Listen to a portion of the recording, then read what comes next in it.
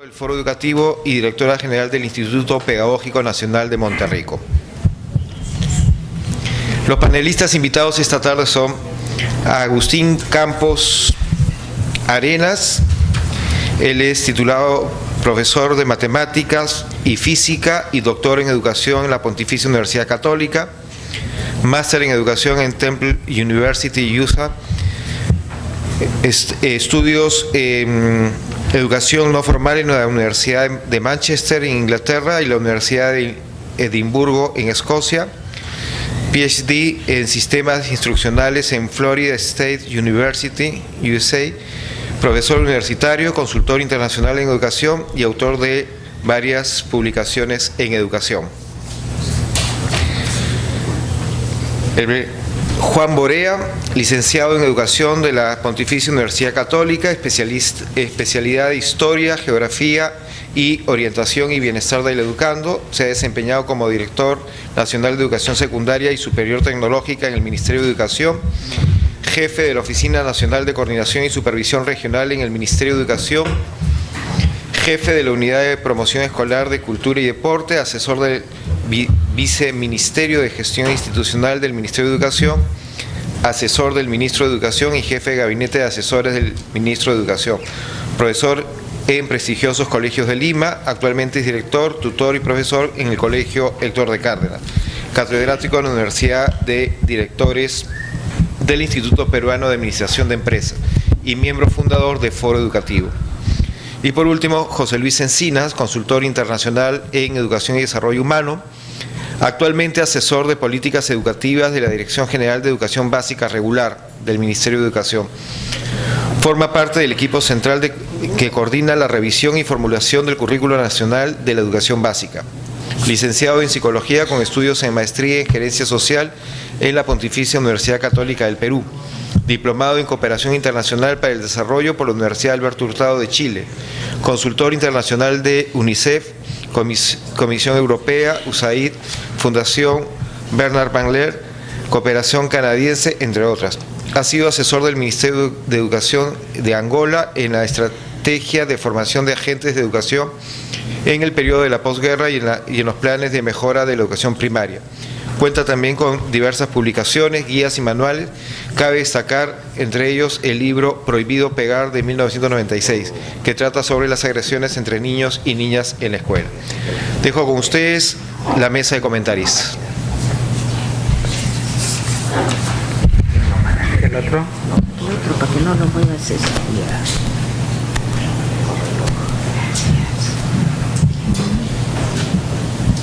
Muy buenas tardes. Creo que tenemos que empezar esta mesa de comentaristas felicitando a Hugo por la excelente exposición que nos ha hecho de los procesos curriculares de renovación curricular que se han venido realizando en nuestro país por espacio de 2 décadas. Siento que nos ha quedado claro que la renovación curricular es muy importante en las políticas educativas del Perú y ha incidido fuertemente en las instituciones educativas, no siempre de manera positiva. Sin embargo, tenemos que reconocer que todos estos intentos de búsqueda son muy válidos y que a la luz de todo lo que hoy nos ha compartido Hugo, pueden a la larga ayudarnos a lograr la renovación curricular que todos esperamos, es decir, un currículo que sea dinamizador, el elemento que nos ayude a responder a las necesidades personales y sociales de nuestros niños y jóvenes y a lograr lo que todos deseamos, una educación de calidad en los aprendizajes que coadyuve a la transformación de nuestra sociedad. Ahora nos toca escuchar a 3 insignes especialistas en el campo educativo, ya han sido presentados, quienes van a comentar toda la riqueza de la conferencia de Hugo. Empiezo dándole la palabra a Agustín Campos.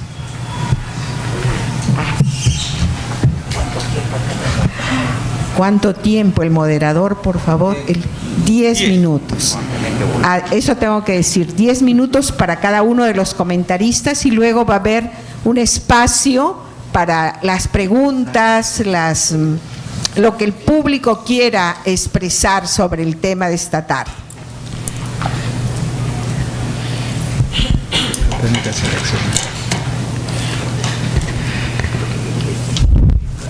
Buenas tardes, señores organizadores de la segunda semana de educación, doctor Hugo Díaz Díaz, autor de la obra motivo de la presentación, colegas comentaristas, invitados todos. Es un grato honor y una gran satisfacción personal el participar hoy en la presentación del trabajo de investigación y de evaluación del doctor Hugo Díaz Díaz, reconocido experto en educación, quien en esta oportunidad nos entrega un valioso y esperado trabajo sobre el currículum basado en competencias que se aplica en el país en la educación básica regular desde hace 2 décadas. El currículum ha devenido en un campo de estudios en sí mismo. De ahí la cantidad de publicaciones y autores dedicados a su estudio. Si bien se le considera a Frank Bobby y a W. Charters como los pioneros de este campo, sin embargo es Ralph Taylor a quien se dice que es el primero en escribir académicamente sobre el tema del currículo. Este trabajo sigue la tradición de estudiar el currículo en sus diferentes dimensiones. El doctor Hugo Díaz hace un rico análisis del uso de las competencias en el diseño curricular, en el caso específico peruano de la educación básica regular. El trabajo en el documento que se nos ha entregado y que también se les ha entregado hoy día a ustedes está estructurado en 3 secciones: competencias en la educación básica, situación de la renovación curricular a inicios del 2016 y concluye en la tercera parte con recomendaciones. Con relación al primer punto, el autor señala acuerdos internacionales acerca de la educación, acerca de la necesidad de una educación integral que se traducirá en conceptos de equidad, mejoras de aprendizaje, pertinencia, etcétera, ¿no? Como puntos de referencia señala la Declaración Mundial sobre Educación para Todos de John Thiem, cuyo artículo 4 postulaba que los estudiantes adquieran verdaderamente conocimientos útiles, capacidades de raciocinios, actitudes y valores, más allá del enfoque tradicional de solo aprendizaje de contenidos. Resalta también el autor la investigación realizada por la consultora McKinsey, que identifica 3 factores que impactan en la calidad y en los resultados educativos. Uno de ellos es el de asegurar que el sistema educativo sea capaz de proporcionar la mayor instrucción a cada estudiante. Y el desarrollo de este factor requiere revisar, evaluar el currículo. Nos informa también el autor que en los años 90 se inician en el Perú una serie de acciones e intereses por medir la calidad de la educación y por medir lo que aprende realmente un estudiante. De ahí aparece la unidad de medición de aprendizajes a través de sus diferentes pruebas, que junto con las pruebas internacionales nos han dado una evidencia empírica, ¿verdad?, sobre lo que está ocurriendo en los logros educativos de nuestros estudiantes. Por ejemplo, se ha encontrado, como también lo ha mencionado ahora Hugo Díaz, que el rendimiento académico se encuentra positivamente correlacionado con los factores socioeconómicos y con los factores culturales, la diversidad cultural y lingüística. A esto un educador norteamericano, Benjamin Bloom, denominaba variables no alterables, porque si bien es cierto tienen impacto en la educación por sí puede hacer muy poco por ellos, ¿no? O sea, son cosas que se tienen que resolver desde otros ángulos y a mediano y a largo plazo, pero no dejan de tener importancia y por lo tanto se deben exigir contar con recursos, ¿verdad? Y acercarse a las poblaciones en las mejores condiciones posibles para poderlas atender. La escuela por sí misma no va a poder resolver eso, por lo menos en corto plazo. Con relación a la renovación curricular, podemos decir, a manera de una introducción, que ha merecido una serie de definiciones. Si nosotros revisamos la literatura que hay sobre currículum, vamos a encontrar una cantidad inmensa, ¿verdad?, de definiciones. Quizá la primera aproximación sería, ¿verdad?, el diccionario de la Real Lengua Española, que nos dice que proviene de un latín que es currículum, ¿verdad? Y que la misma Real Academia dice que es un conjunto de estudios y prácticas destinadas a que el alumno desarrolle, para que el alumno desarrolle plenamente sus posibilidades, ¿verdad? Morton Alpern, un curriculista muy importante en Estados Unidos, desde los años 60 hasta los años 80, él daba una definición muy pequeñita, y él decía que es el conjunto de aprendizajes intencionados, propuestos, ¿no? Otros ponen énfasis en el porqué, ¿no? Para que desarrollar una sociedad, etcétera, etcétera. ¿A quiénes? A los sujetos que van a ser agentes de su aprendizaje, etcétera. ¿Dónde? En una sociedad que, etcétera, etcétera, ¿no? De ahí, si combinamos todo esto en una suerte de combinación lineal, tendríamos una cantidad muy grande de definiciones. Lo claro es que los aprendizajes de los alumnos son seleccionados deliberadamente por la unidad competente para formar al ciudadano en los términos en que la sociedad lo requiere. Es decir, el currículum implica aprendizajes intencionales y por lo tanto la escuela debe tratar de lograrlos. Esa es su función. Ahora, pero esta propuesta es dinámica, ¿verdad?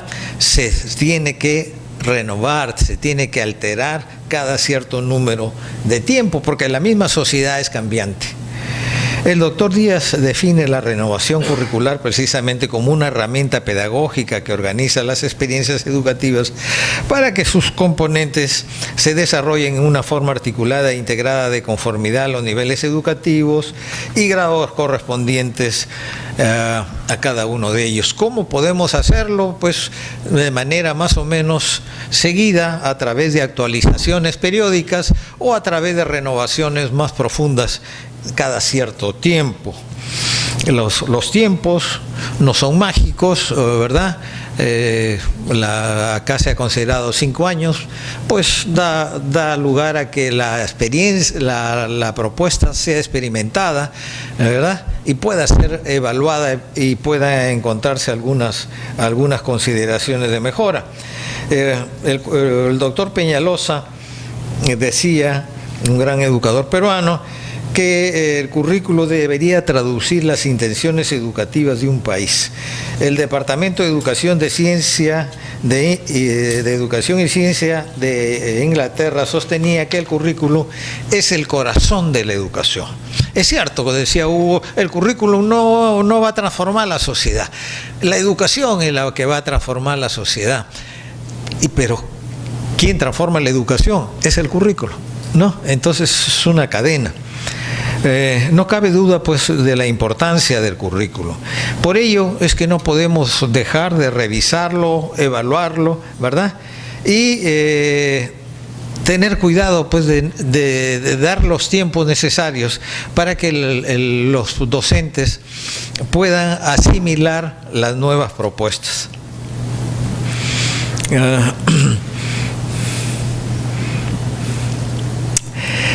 La teoría de la innovación nos dice que existen dos caras de una misma moneda. Por un lado está la innovación y el cambio, que va ¿ok? Que es necesario porque la sociedad va variando y tiene nuevas demandas, pero por otro lado existe la estabilidad que es necesaria. No podemos coexistir, no podemos avanzar, ¿verdad?, si todos los días tenemos cambios.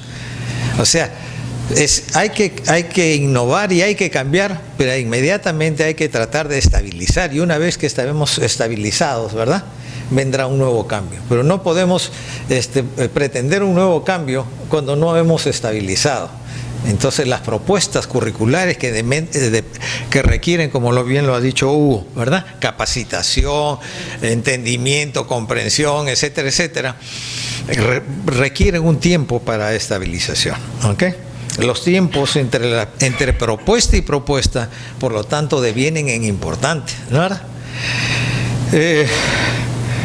El currículum por competencias, voy a saltar algunas cosas, permítame, ha merecido ya la explicación de Hugo, las definiciones. Por ejemplo, en 9 años han habido 7 descripciones de lo que es una competencia, siendo las últimas definiciones más pequeñas.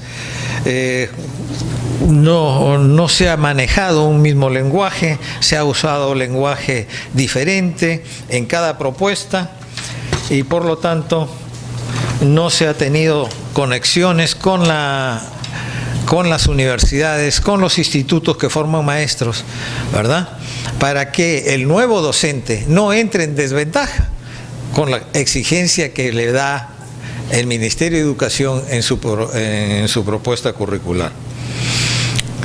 El uso del lenguaje, las demandas y exigencias al maestro son muchas, el uso de la rúbrica, el manejo de indicadores, en fin, una cantidad muy grande de cosas para poder evaluar. Algo que ha mencionado también Hugo y que es necesario: las universidades siguen formando profesores en disciplinas, por ejemplo, en física, en química, biología, ¿verdad? Y al profesor, cuando ingresa al colegio, tiene que enseñar ciencias naturales, pero él es especialista en una de ellas nada más, ¿no? Lo mismo ocurre en las ciencias sociales, etcétera, etcétera. Entonces se tiene que trabajar esas descoordinaciones. Hay que mostrar. También tenemos problemas con la evaluación. La evaluación Agustín, sigue siendo un problema. Te faltan 2 minutos. Gracias. Y bueno, quiero usar ese tiempo en el hecho puntual, que todos los conocemos, es el exceso de propuestas, ¿no? El exceso de propuestas. No hay un tiempo para sentarse y aprender la propuesta, porque ya viene otra. Y dicho sea de paso, hoy día he revisado las propuestas de los 2 candidatos, y hay uno que propone como primer punto, ¿verdad?, un nuevo diseño curricular para educación básica regular. Así que muy a tono de lo que estamos diciendo, ¿verdad? Otra cosa que es interesante también es tratar de hacerlo de una vez por todas, como lo sugiere Hugo, ¿verdad? Así como hay una regionalización, ¿verdad?, que está teniendo problemas. Tenemos que soltar ya el currículum. El Ministerio de Educación no puede prescribir todo, no puede decir el currículo, hasta esquemas de clase nos entrega el Ministerio de Educación. Esto es increíble, ¿no? O sea, se tiene que soltar eso, y las regiones tendrán que aprender. La sugerencia de personal capacitado en currículo se tiene que hacer. Por ejemplo, en Paraguay, en una consultoría que hicimos para el Banco Interamericano, encontramos ese problema: no habían expertos en currículum, y con una universidad se creó una maestría.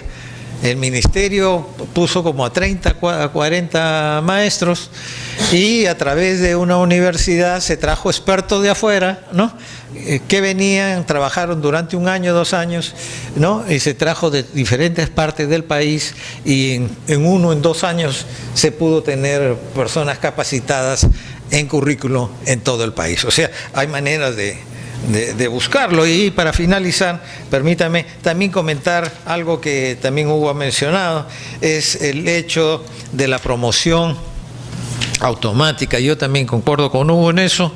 Es muy fácil, ¿verdad?, decir mejor que pasen, después qué diferencia hay entre primer y segundo grado, ¿no? Y luego también uno dice, ¿y cuál es la diferencia entre segundo y tercero? Y obviamente si seguimos con esa lógica podemos llegar. Hace algunos años hacía una consultoría en las Bahamas, y una de las cosas que revisé fue el número de alumnos que iniciaba la educación en el primer grado y el número de alumnos que terminaba en el último grado de la secundaria, y el número casi no desaparecía, era el mismo, y era extraño, ¿no?, que comenzaban 100 y terminaban 99 en el último año de grado de secundaria. Y esa era una indicación, obviamente, de promoción automática. Y en una reunión que tuvimos en el ministerio, y yo dije que se estaba usando la promoción automática, y el ministro y su gente se molestaron terriblemente, me dijeron que eso no, que era mentira, que era una observación equivocada. Y bueno, tuve que volver a revisar mis datos, y en una segunda oportunidad pues tomé un número mucho más grande de escuelas y de diferentes partes del país, y ocurría lo mismo. Ocurre que esa noche, a la anterior a la segunda sesión, el primer ministro había dado una conferencia en un hotel, y él decía que de manera casual había ido a un hotel y que se estaba seleccionando a personal egresado a la secundaria para que trabaje en el hotel. Y decía que al estar él ahí, dijo que quería participar, y participó. Y dice, de 10 candidatos, 7 eran casi analfabetos.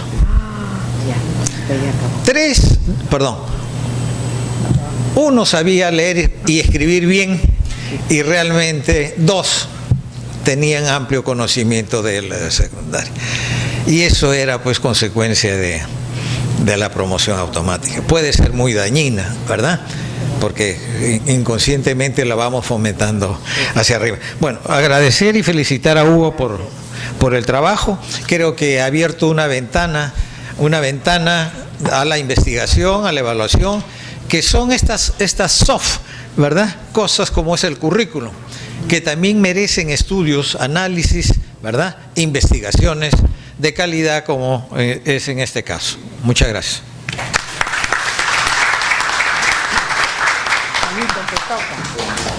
Ahora vamos a escuchar al señor Juan Borea.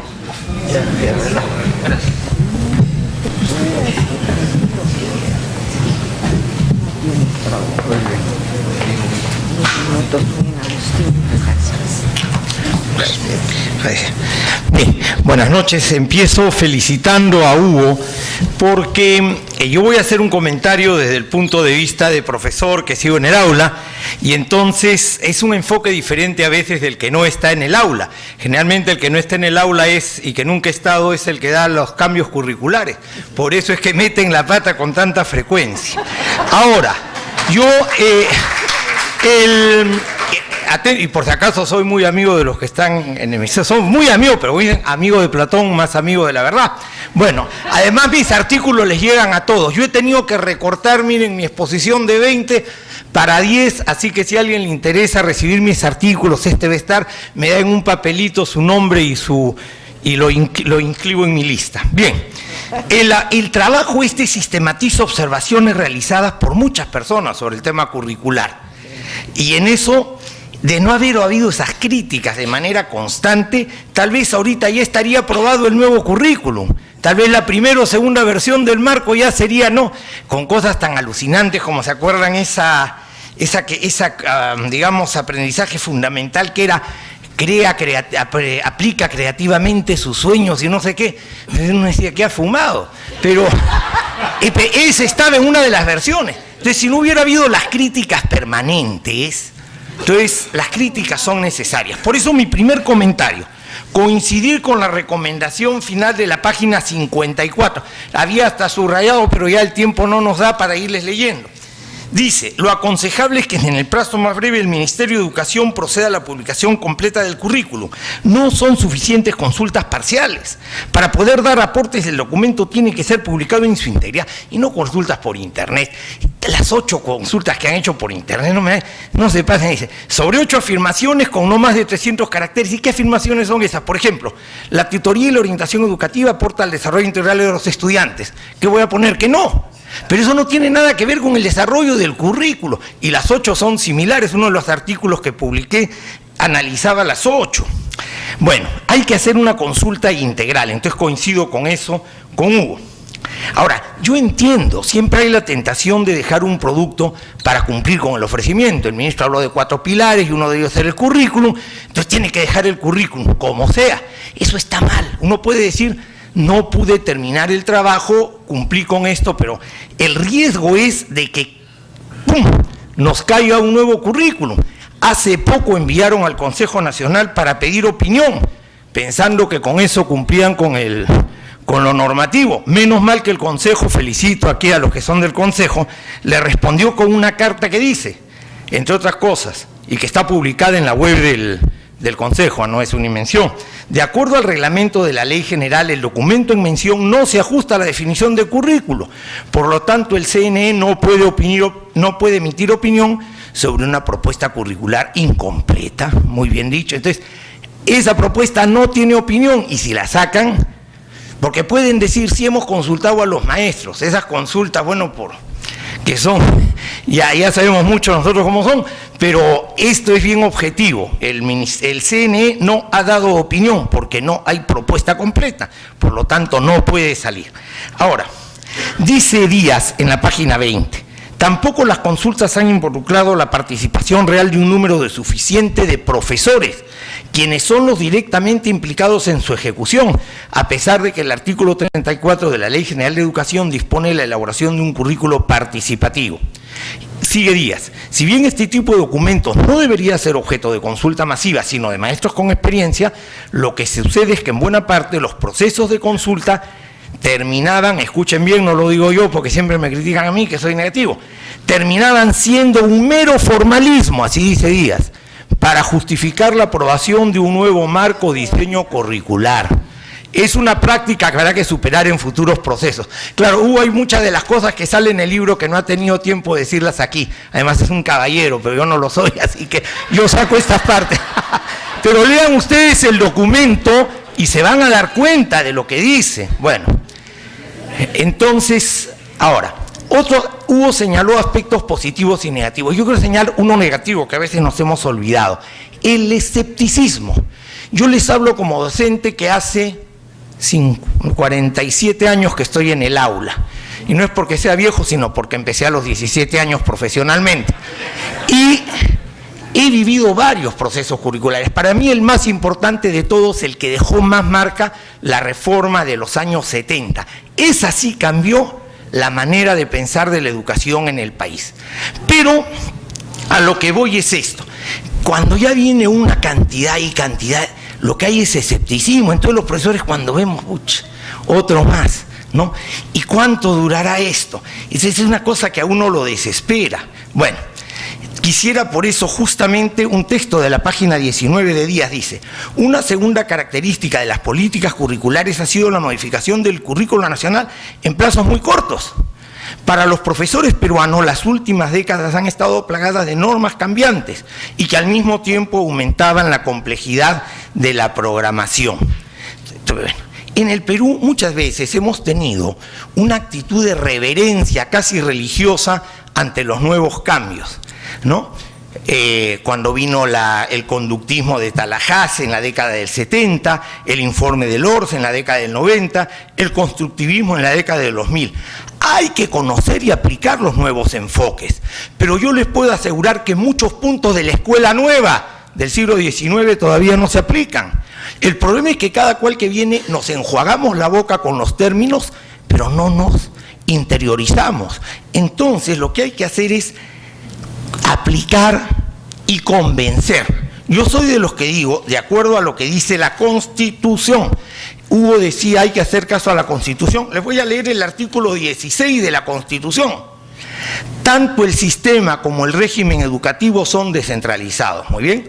El Estado coordina la política educativa, formula los lineamientos generales de los planes de estudio y los requisitos mínimos de la organización de los centros educativos y supervisa su cumplimiento y la calidad de la educación.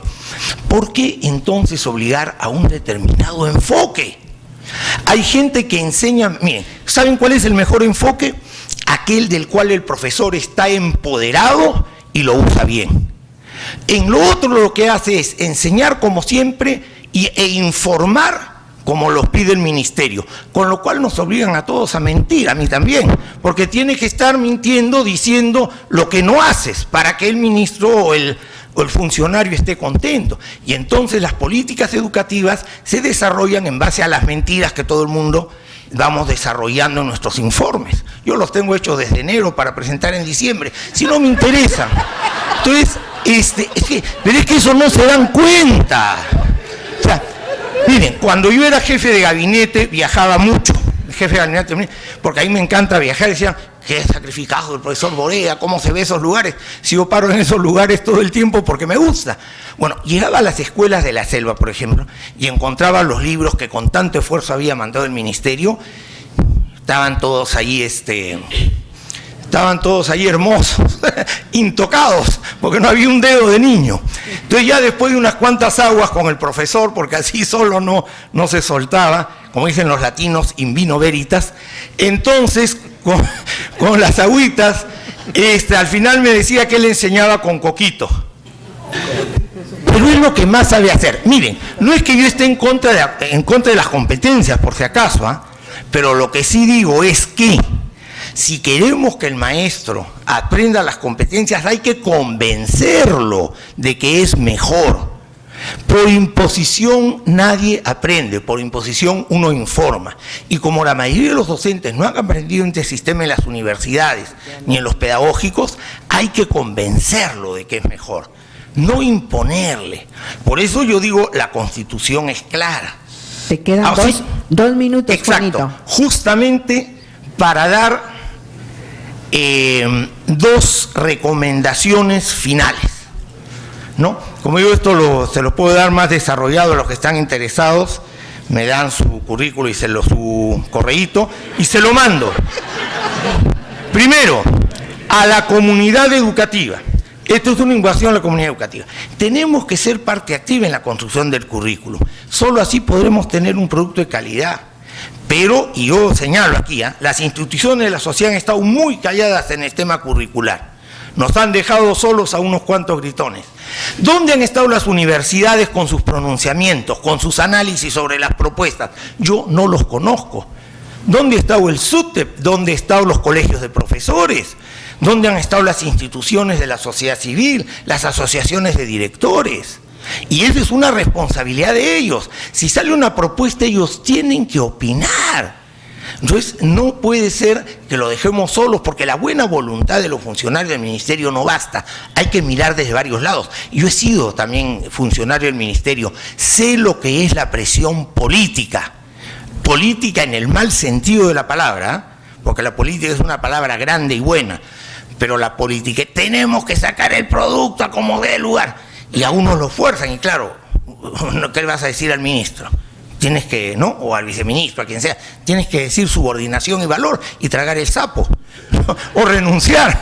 Bueno, la segunda, el llamado a las autoridades del ministerio para que no cometan el error de promulgar un currículo inconsulto, porque hay indicios como esta consulta al Consejo y rumores que uno siempre ha dejado amigos en el ministerio que le dicen que se está pensando, esto no se puede hacer, porque ya han hecho una modificación que no debieron haber hecho, y Hugo lo ha señalado, la 199/2015, esa fue una modificación del currículo, inconsulta, pero claro, sí consultamos porque la llevamos a un evento que hubo en el Consejo Nacional, pero justamente las recomendaciones de esa consulta fue que no la publiquen, que estaba mal hecha, pero en la resolución de aprobación dicen y señalan a esa consulta, pero yo he leído los resultados de esa consulta, dicen que está mal, Esa resolución dice que se consultó ahí.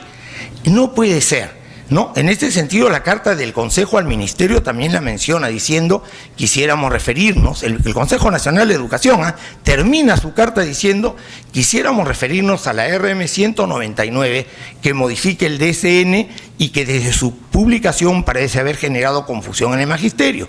Notamos, y esto es bueno que por fin lo diga, aunque tarde, más vale tarde que nunca, notamos que esta resolución ministerial se realizó sin consulta al CNE, a pesar de que el artículo 27 del reglamento de la ley lo estipula.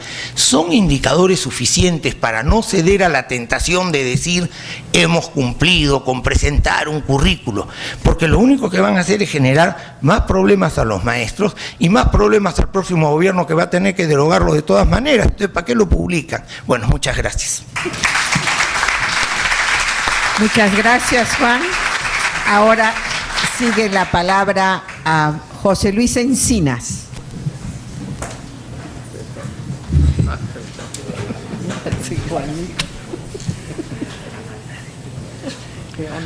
Bueno, en primer lugar, lo que quiero es agradecer a la Fundación Santillana por haberme invitado a este evento que tiene un nombre sumamente motivador, pero que sobre todo considero que es oportunísimo, ¿no?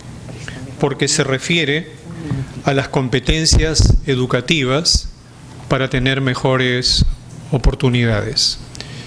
Creo que el nombre de este evento es sumamente oportuno, en primer lugar, porque asistimos a un proceso de elecciones presidenciales. Y entonces es un momento en el que todos nos preguntamos cuáles son las políticas que ya tenemos y cuáles son las políticas que nos hacen falta para que todos los peruanos puedan ejercer su derecho a tener una educación de la mejor calidad. Creemos que también es oportuno este evento y su nombre porque desde hace un tiempo el Ministerio de Educación está animando un proceso de debate y de reflexión acerca de cuáles son los aprendizajes que estas generaciones y las nuevas requieren para poder desarrollarse plenamente como personas y para poder tener las herramientas para poder aportar al desarrollo de la sociedad en todas sus dimensiones. En esa línea, yo me he dado el trabajo de leer todo el documento de Hugo porque creía que era importante honrar el encargo de leerlo absolutamente todo, y creo que realmente el trabajo que Hugo ha hecho es un aporte sumamente valioso para la educación, para la reflexión sobre el currículo y para la reflexión sobre el enfoque por competencias en los últimos años. Dentro de mis 8 minutos, que seguramente ya son 9, voy a organizar mis reacciones y comentarios alrededor de 4 puntos, pidiendo que por favor la mesa me avise también, faltando 2 minutos para poder estar dentro del tiempo que el evento ha determinado. Mi primer punto es, ¿cuál es el acuerdo mayor? Yo soy aficionado a la música, entonces me di el trabajo de revisar qué es la música polifónica. En la música polifónica, los cantantes construyen una armonía común, pero en realidad cada uno de ellos tiene una melodía propia y un ritmo propio, que sin embargo, cuando se encuentran, logran construir una música en conjunto. Siendo así, no he encontrado en las 54 páginas del trabajo de Hugo ni una sola afirmación que diga que el currículo debe seguir igual. Más bien he encontrado 19 recomendaciones con las que él cierra su trabajo, donde nos orienta y nos alienta a que haya un cambio curricular. más allá de todas sus alertas y advertencias, que muchas de ellas las suscribo, Hugo nos propone en su trabajo: cambiemos el currículum. Dicho esto y estando de acuerdo en eso, paso a mis siguientes opiniones. De todo este esfuerzo que hace Hugo, es importante ponernos de nuevo en la pregunta: ¿qué ganamos con el enfoque por competencias? ¿Por qué tendríamos que seguir yendo por ese camino? ¿Qué nos aporta el enfoque por competencias? Y Hugo señala en su trabajo que para el docente el enfoque por competencias significa tomar conciencia de que un aprendizaje tiene sentido cuando se concreta en su vida. Es decir, cuando lo que aprendes lo puedes poner como parte de tu vida. Y agrega que este aprendizaje que se puede concretar en la vida, que no solamente es una información, sino algo que colocas en tu vida, está acompañado de valores y actitudes. Es así, Hugo, ¿no es cierto? Sí. Es así como tú lo has puesto. Nosotros en el ministerio, además de cometer errores, también recogemos evidencias. Y entonces, en las evidencias que hemos venido recogiendo, hemos podido ver que efectivamente, para aquellos docentes que empiezan a encontrarse por un enfoque por competencias, que todos sabemos que no son todos, pero hay maestros que ya vienen trabajando con este enfoque, es cada vez más claro que ya no se trata solamente de que el estudiante, por ejemplo, conozca o reconozca que todas las personas tienen derechos, sino que el enfoque por competencias cambia el foco o amplifica el foco a que el conocer o reconocer que todas las personas tenemos derecho lo lleve a interactuar, a resolver situaciones, a poner en práctica, a crearse o recrear desafíos o proyectos en los cuales esos derechos se puedan dar como resultado de una vida concreta. En palabras sencillas, Andreas Schleicher ayer nos decía: ¿qué conoces y qué haces con eso? Eso es una competencia. Si esto es una competencia, al ministerio creo que le interesa mucho. Yo he venido también como José Luis Encinas, pero trabajo en el ministerio, así que voy a hablar desde esta duplicidad en la que me encuentro en este momento. Creo que al ministerio sí le interesa mucho que los estudiantes accedan a aprendizajes que les permitan transformar sus vidas. Es ahí donde pasamos al segundo comentario. Si es así, y esto también está en varios momentos, en varias partes del trabajo que nos ofrece Hugo y que nos ha ofrecido en su PPT, es importante pasar a la segunda pregunta: ¿qué competencias necesitamos? Bueno, en el Perú hoy en día asistimos a desafíos sumamente importantes, ¿no? Es verdad que tenemos que ponderar nuestras expectativas sobre el currículum, porque no lo resuelve todo, porque no lo va a hacer todo, porque no lo es todo. Pero también es cierto que la escuela y los aprendizajes impregnan la vida de las personas porque proveen de esos conocimientos y herramientas para hacer de esas vidas una vida cada vez mejor y una sociedad cada vez mejor. Y eso no es poquita cosa. Para Amartya Sen, por ejemplo, no hay mejor forma de superar la pobreza y de incluir a las personas que no acceden a las oportunidades que tendrían que acceder El desarrollo humano descansa mucho en aquello que aprendemos para poder transformar nuestras vidas.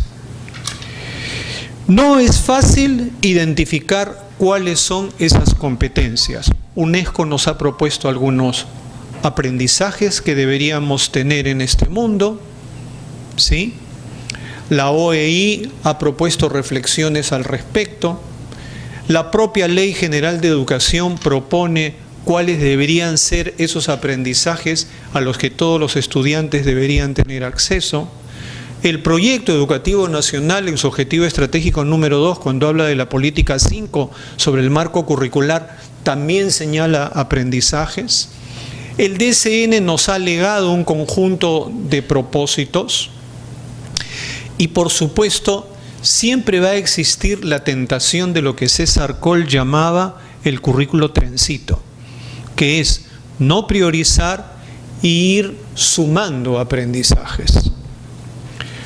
Nosotros, o quienes trabajamos cerca de este tema, sabemos que siempre es perfectible identificar cuáles deben ser las competencias del currículum. Pero creemos que esas competencias deben ser pocas, deben ser recordables, deben ser transferibles, deben ser enseñables, deben ser posibles de ser evaluados. Aquí yo no les voy a leer la lista de las competencias, pero sí les puedo decir que logramos tener, entre muchas cosas que hemos venido haciendo en los últimos tiempos, meses, una encuesta para unas 400 personas, que no es representativa para nada, ni quiere decir nada, y nos llamó mucho la atención que estas personas, muchas de las cuales no son docentes, nos dijeran que los aprendizajes que consideraban que eran más importantes tenían que ver con dos cosas. Una, con aquellas cosas que estén vinculadas con el mundo del trabajo y con aquellas cosas que estén vinculadas con el desarrollo de valores y la ciudadanía. Creo que es algo que deberíamos tomar en cuenta. Creo que los currículums a veces efectivamente se dispersan y se abren y tratan de atrapar muchas cosas juntas, pero estas dos cosas, sobre las cuales indudablemente hay muchas otras competencias más, deberían ser una de las prioridades del trabajo curricular. 2 minutos. Muchas gracias. Con eso puedo cerrar con la última pregunta. Y entonces, ¿qué hacemos para que un currículo efectivamente se use, entre a la cultura de la escuela, el docente lo considere algo dúctil, algo amigable, algo que no lo constriñe y a la vez lo orienta? ¿Cómo nos apropiamos del currículo? Hemos conversado con algunos asesores internacionales, con otros que son nacionales, con mucha gente que ha participado y viene participando de este proceso, y todo parece indicar que efectivamente la participación en la construcción del currículo es fundamental. No vamos a discutir algo que tiene montones de evidencia, por supuesto que sí. Sin embargo, esta participación no es todo ni es suficiente. No es un tema de que si en vez de 22 reuniones hacemos 222 reuniones. Por ahí no va la cosa. Tiene que ver con la calidad de ese proceso. Pero todo parece indicar que una vez que hemos resuelto el qué, la apropiación del currículo depende, sobre todo, de cuál es el modelo de implementación que adoptamos para que ese currículo se aplique. En ese sentido, el ministerio y sus equipos están caminando, y quiero comunicar esto, ¿sí? Está caminando por la idea de hacer una implementación que sea gradual y progresiva, ¿no? Yo he sido invitado a este evento, he escuchado todo lo que todos han querido decir, pero creo que es importante también compartir que nadie en el ministerio está pensando que el currículo se apruebe el viernes y se aplica el lunes. Nadie. Estamos pensando en un proceso gradual y progresivo. ¿Eso qué significa en términos estratégicos? Significa que hay un periodo cero en el cual se generan condiciones, se desarrollan algunas capacidades para instalar y lanzar el nuevo currículo y se desarrolla una estrategia para acompañar el proceso de su aplicación. No se cambian los textos escolares, que además tampoco se cambian todos los años de la noche a la mañana. No se usan exactamente las mismas cosas porque hay que hacer adecuaciones. No se pueden implementar todas las áreas curriculares que están en el currículo de la misma manera porque no se tienen suficientes profesores, porque hay que crear capacidades, porque hay que desarrollar cosas. Es decir, existe la intención de ir por ese camino. Regreso a la música polifónica. Creo sinceramente que trabajos como los de Hugo y espacios como estos nos permiten reflexionar juntos acerca de cuál es el mejor camino para construir la mejor educación para todos los peruanos. En ese esfuerzo todos debemos estar dispuestos a escuchar para aprender. Los que hablan desde afuera, los que trabajan desde adentro, se tienen que sentar a seguir trabajando juntos. Y esa es la idea y por ese camino quisiéramos seguir yendo. Muchas gracias.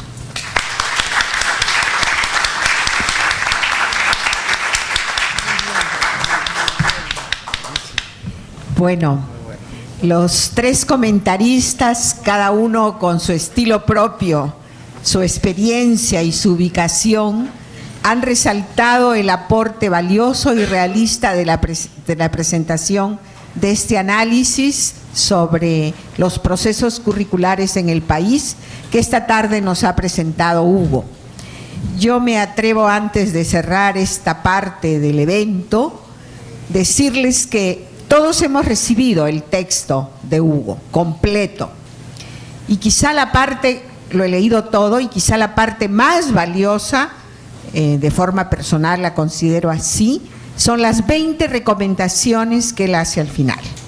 Son 20 orientaciones, medidas importantes, imprescindibles para el futuro trabajo de renovación curricular que todos deseamos aquí en el Perú y que es tarea de todos. Muchas gracias.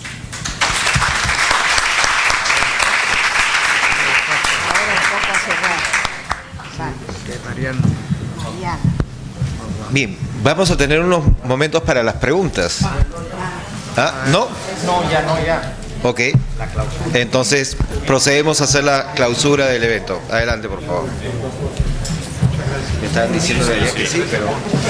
Bien, llegado el momento de clausura, es un momento que quizás ya casi es el comienzo, no tanto el último momento de esta segunda semana, sino casi el primer momento de la siguiente.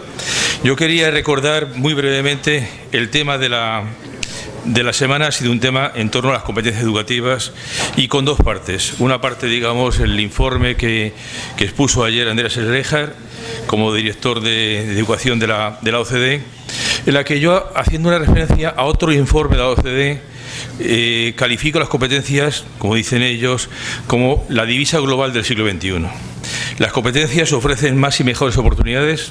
Fundamentalmente no es un valor educativo en sí mismo, sino es aquello que posibilitan para que las personas crezcan, se desarrollen, tengan mayor bienestar, mayor equidad y mejor vida en general. Y son las competencias un factor clave que, como decía ayer Andreas, compensa dos tipos de desventajas. Se asocian muchas veces competencias con productividad. Las competencias compensan desventajas de tipo económico, evidentemente, y además, por un informe de la OCDE, hasta una proporción de hasta el 1 por 2, y además desventajas sociales que tienen que ver con la salud, el bienestar, el empleo, la crianza de los hijos, un montón de factores. Por lo tanto, digamos, es un tema que en este momento es crucial, y crucial bajo un punto de vista global para la región, para América Latina. Esta región es una región que tiene un reto de competitividad importante en una economía globalizada. Es una región que poco a poco va dejando de ser una región que depende de la venta de las commodities. Ese es el factor que cruza por todo esto. En segundo lugar, el currículum. El currículum merece y necesita una revisión crítica porque ha supuesto un tema que ha ido transversalmente creciendo y evolucionando junto con tres utopías. Una utopía sociopolítica, que en un momento determinado planteaba cambios radicales a partir de unos modelos sociopolíticos que por sí mismos iban a transformar la realidad, lo cual se demostró que no era real.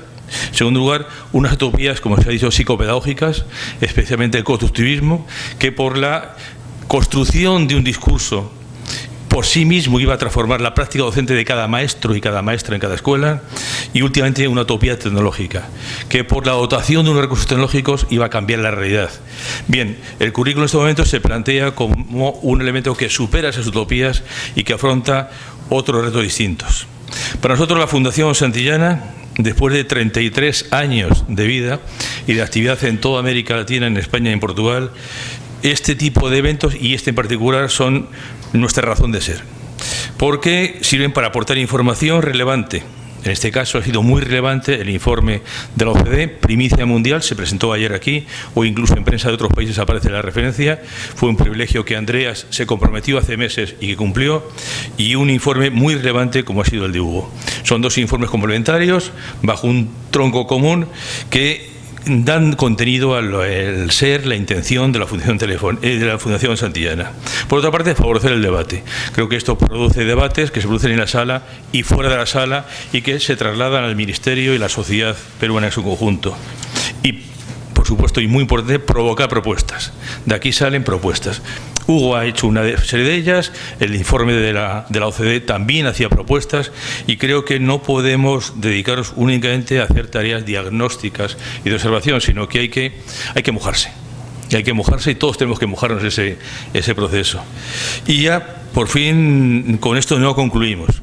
Hay una frase, una referencia del novelista francés Flaubert, que dice que es pretencioso querer concluir. Si es pretencioso querer concluir en la vida, en educación, es imposible, radicalmente imposible. Esta es la segunda Semana de Educación de Lima.